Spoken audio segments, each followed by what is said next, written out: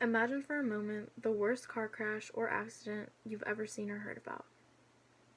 Imagine the smoke, the glass, the skid marks, all throughout the highway. The metal on the car is all twisted and torn up. Maybe even blood. Sirens are getting louder and louder as they approach the scene of the accident. Next, you hear that there are fatalities. A mother and her children were involved in the accident. This is a problem in America and surrounding countries as well. It's called texting and driving. Why does it affect you and me?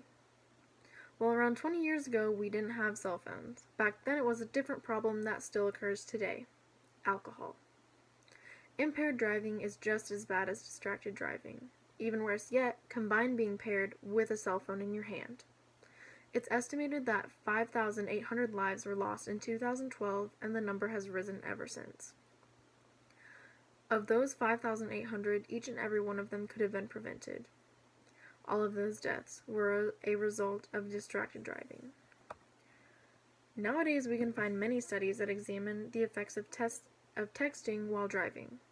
The one conclusion they all seem to have is that texting impairs a driver's abilities.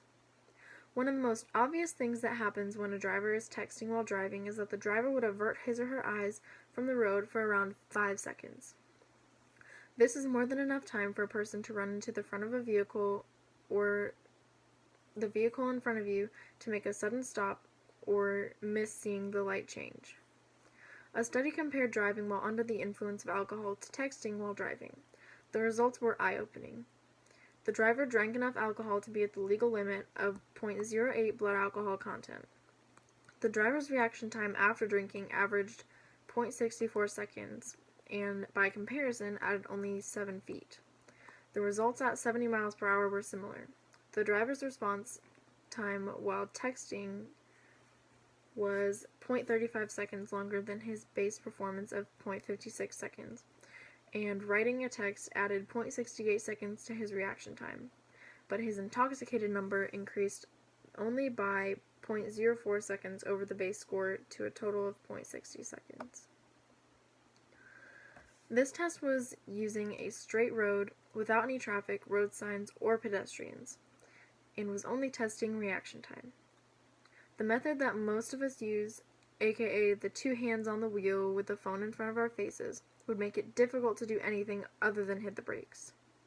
If anything in the peripheral required a response, the drivers would have found themselves in a possible fatal accident. To sum it up for you, it's pretty easy. Don't text while driving.